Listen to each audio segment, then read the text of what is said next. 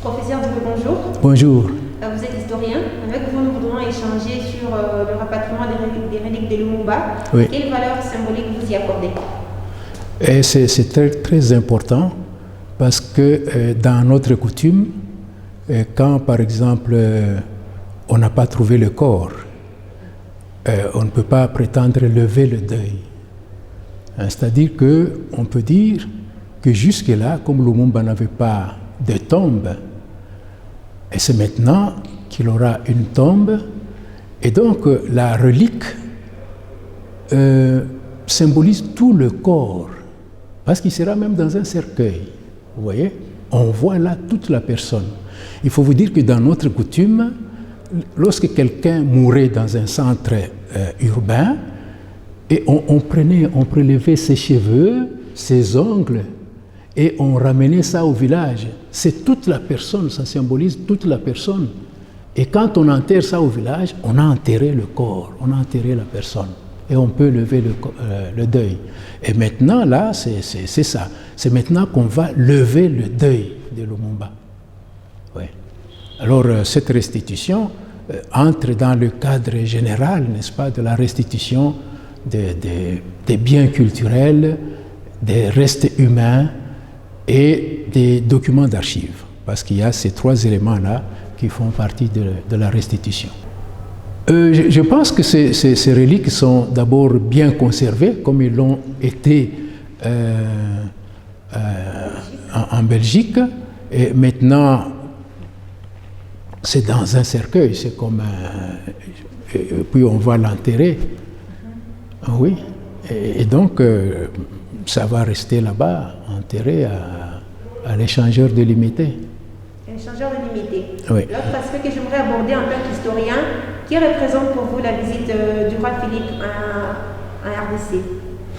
Oui, mais la visite du couple royal s'inscrit dans la logique des autres visites qui ont existé. Vous savez qu'en 1909, le prince Albert est venu ici, au Congo, et ici, à Lubumbashi, en 1909. C'est à cette occasion-là qu'on va donner le nom de son épouse à la ville, Élisabethville, en 1910.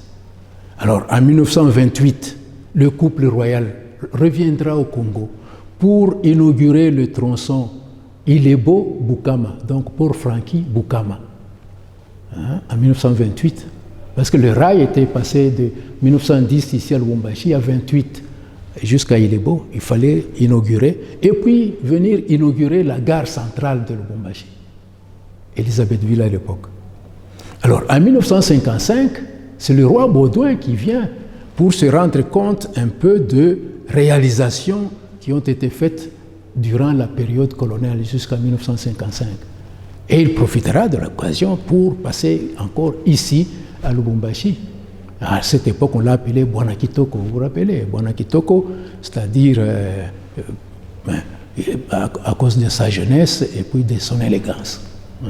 Il va visiter les installations de l'Union minière du Haut-Katanga, actuellement Gécamine, etc., en 1955. En 1970, c'est le régime Mobutu, c'est le président Mobutu qui invite le couple royal pour venir participer ou assister aux cérémonies de la commémoration du 10e anniversaire de l'indépendance, en 1970, et le roi passera encore par ici. Et maintenant, c'est le roi Albert, enfin Philippe, qui arrive à l'invitation du président Tshisekedi pour visiter le Congo. Et puis aussi, il vient ici, vous voyez, chacun vient toujours avec un objectif particulier, et le roi, à partir de Lubumbashi, à partir de l'université de Lubumbashi, va s'adresser à la jeunesse. Donc, s'adresser à la jeunesse, vous voyez, jeunesse, espoir de demain, etc., qui va prendre la relève pour le développement du pays, etc., etc. Voilà. Mais à cette occasion, à Kinshasa, il a posé un geste en découvrant le masque, qui était, c'est un masque de Tervuren transférés ici. C'est aussi un signe avant-coureur de la restitution des biens culturels. Oui. Donc voilà un peu... Donc il s'inscrit dans cette logique-là, et Lubumbashi doit être fier parce que c'est comme si Lubumbashi était dans l'agenda même des voyages des couples royaux. Et Lubumbashi, une valeur particulière, disons, vous savez, quand on compte le nombre de Belges ici au Congo, depuis la période coloniale, c'est le Katanga minier, donc disons la Koppelbelt katangaise, cette ceinture de cuivre, qui a toujours hébergé un grand nombre de Belges. C'est ainsi qu'il y a même un consulat général de Belgique ici. Oui. Donc Lubumbashi a cette importance sur le plan économique, politique aussi, etc. Nous n'allons pas éveiller le truc qu'il y avait la sécession katangaise soutenue par la Belgique. On ne va pas éveiller ça.